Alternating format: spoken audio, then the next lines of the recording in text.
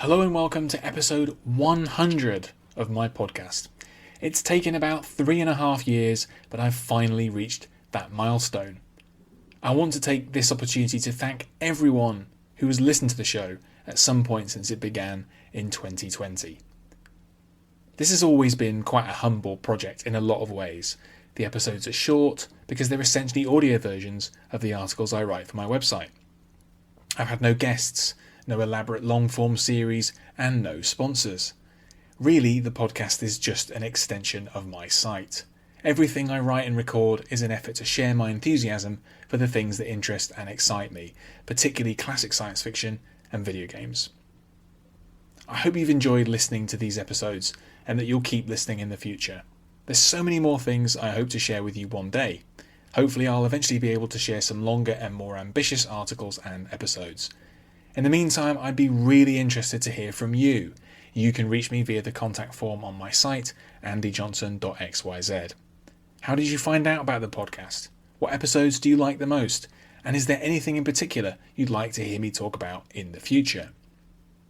So thank you again, and here's to another 100 episodes. It wasn't pre-planned, but for episode 100 I have a particularly excellent book to talk about.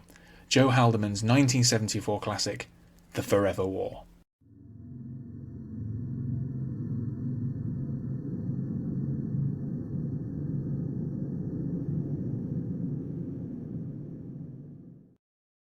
The first step was the development of advanced starships.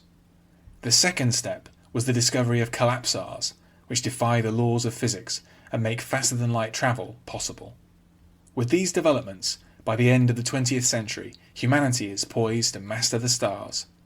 There is only one thing standing in the way: the aliens they dub Taurans. Responsible for the destruction of a number of Earth's colony ships, these creatures squat malevolently on the worlds around key collapsars. To combat the threat, the Elite Conscription Act is used to forge a new interstellar fighting force. Earth's brightest and best are equipped with the latest weapons and sent to fight on desolate, distant worlds with low gravity and lakes of liquid helium. Their mission is to find and defeat the Taurans and make the galaxy safe for human expansion. This is a new kind of war. Travelling at relativistic speeds on the way to collapsars causes powerful time dilation effects, cutting the soldiers off from their families. Within just a few years of subjective time, the Taurans might have advanced their technology by several generations. And if the troops ever get back to Earth, they may not even recognise it, or what remains of the human species.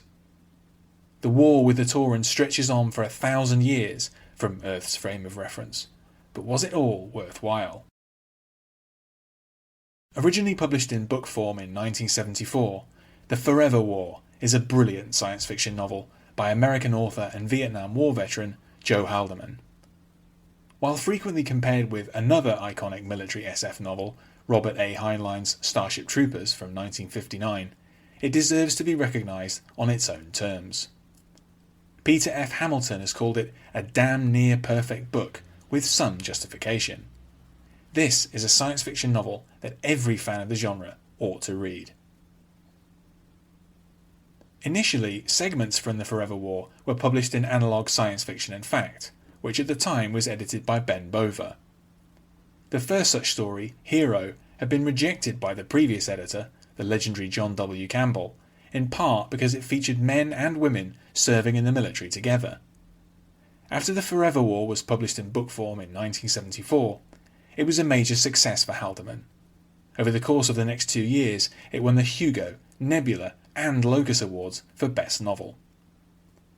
This rapturous reception was completely justified. The Forever War is a superb book, which is by turns exciting, tragic, and thought-provoking.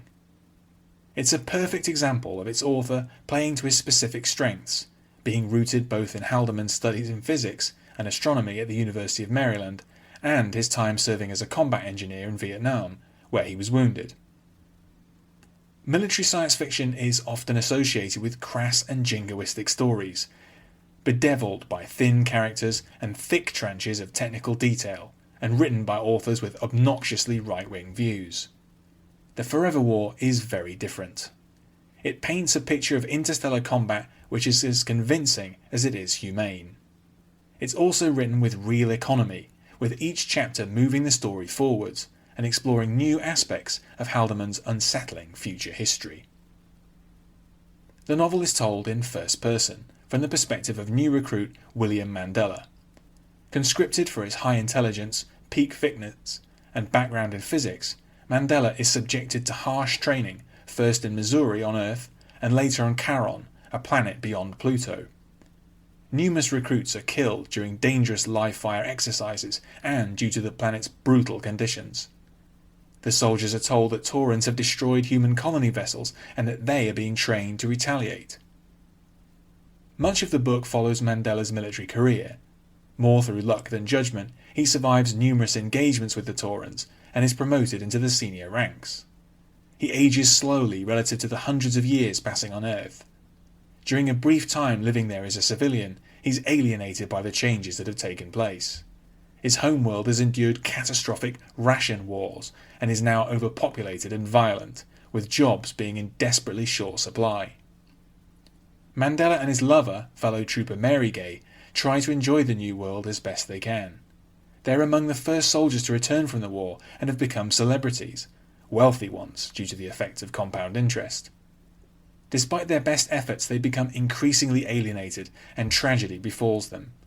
They re-enlist, hoping to become combat instructors on Earth's moon, but fall victim to a standing order recalling them to combat duty. Later, Mandela finds that Tauran technology has come on leaps and bounds. In one ironic twist, he finds himself fighting with primitive weapons inside a Tauran stasis field that neutralizes electromagnetic radiation. Mandela spirals further and further away from any semblance of the world he once knew. He becomes a senior commander, viewed with disgust and suspicion by his troops, who see him as a throwback, still chained to obsolete heterosexuality.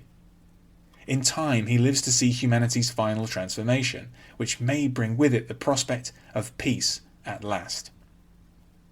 The Forever War is a truly accomplished military science fiction novel. It offers everything that genre implies: speculation about future warfare, heroic action, and a clear-eyed prediction of technologies to come. It does all of this while never sinking to the level of jingoism, and while asking a set of important questions about conflict, command, change, and communication. Haldeman's novel deals with the long-term consequences of short-term decisions, and how people and states can become trapped in ruinous wars that diminish and corrupt them. This central point is of obvious relevance to the Vietnam War, in which the author had fought, and which was just coming to an end at the time of publication. It's still significant in the context of today's forever wars, now a common phrase, which only spread more insecurity, fear, and hatred around the world. With its visceral but profoundly humane take on a future conflict in deep space, The Forever War is a classic of 1970s science fiction. Thanks for listening to this episode. You can find more of my writing in text and audio form at my site andyjohnson.xyz. You can also find me on Twitter at andyjohnsonuk, and you can support me at patreon.com/andyjohnson. Catch you next time.